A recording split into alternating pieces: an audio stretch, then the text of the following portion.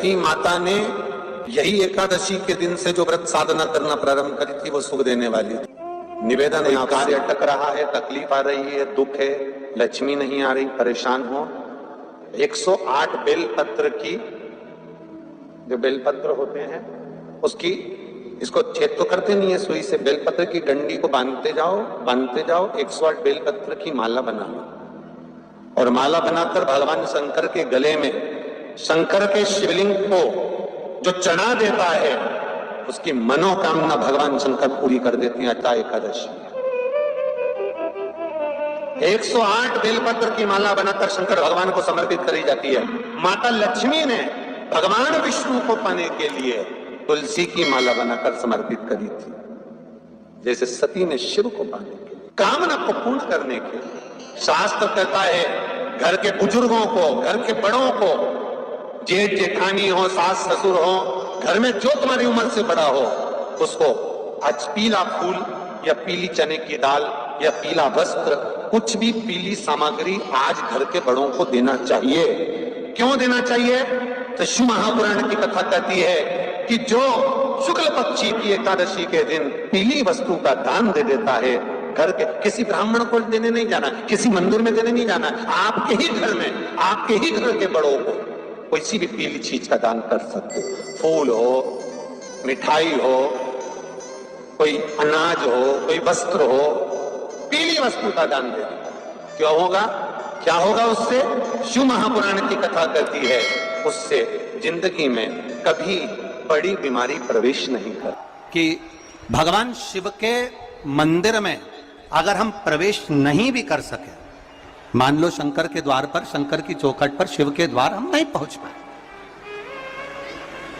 तो शिव महापुराण की कथा कहती है जो जल देवाधिदेव महादेव को समर्पित कर कर आ रहा है, जो भगवान शंकर को मात्र जल समर्पित कर कर आ रहा है या समर्पित करने जा रहा है, मात्र उस शिव भक्त का मस्तक पर त्रिपुंड लगाने वाला, तिलक लगाने वाला, गले में रुद्राक्ष धारण करने वाला या शिव जी पर एक लोटा जल चढ़ाने वाले का मात्र हम दर्शन भी कर लेते हैं तो हमारे कोटि कोटि पाप समाप्त हो जाते हैं। मात्र शिव का दर्शन कर लेते। और तेरी कृपा बिना न हिले एक भी अणु, लेते हैं श्वास तेरी कृपा से तनु तनु, बखान क्या करूं।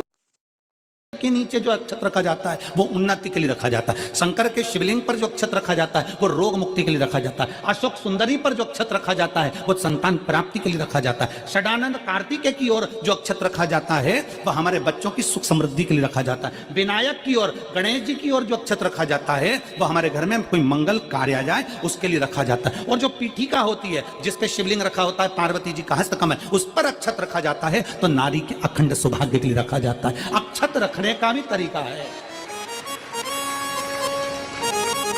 एक कहां रखा जाता है, क्यों रखा जाता है कि पद्म पुराण में लिखा है और विष्णु पुराण में, एकादशी के दिन द्वादशी भी पड़ जाए, एकादशी के दिन त्रयोदशी भी पड़ जाए, मतलब एकादशी, द्वादशी और त्रयोदशी तीनों तिथियां एक साथ पड़ जाए और उस दिन एकादशी का व्रत जो रख लेता है उसको हजारों एकादशी का पुण्य फल प्राप्त हो जाता है। फिर वो जिंदगी में एकादशी करे चाहे ना करे।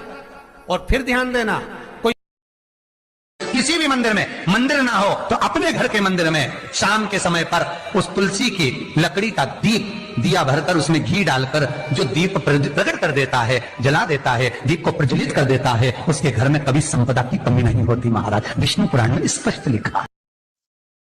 और मेरा निवेदन सभी मेरी जीजियों से, मेरे जीजाओं से, मेरी बेटियों से, बेटाओं से, मेरी माताओं से, श्रावण के महीने के जितने सोमवार रहें, प्रत्येक सोमवार को शंकर जी का अगर मंदिर जा सको तो ठीक है, ना जा सको तो शिखर का दर्शन, और वो भी ना कर सको तो अपने घर में जो शिवलिंग है उस पर 3 बार, 3 छोटा सा लोटा ले लो, बड़ा लोटा ले लो, कैसा भी 3 बार शिव जी का नाम लेकर 3 बार जल को अवश्य चढ़ा। जितने सोमवार पड़े श्रावण के महीने में आप 3 बार, भले 1 लोटा जल है उसी को रोक रोक कर 3 बार चढ़ाओ और 3 बार चढ़ाओ। जैसे शिव मंदिर में 3 ताली का नियम है, सावन महीने में 3 लोटा अर्थात 2 लोटा जल पर रुककर 3 बार अगर जल चढ़ाया जाता है तो ब्रह्मा, विष्णु और महेश उस जल को स्वीकार कर कर तेरे घर का भंडार भर देते हैं 3 बार।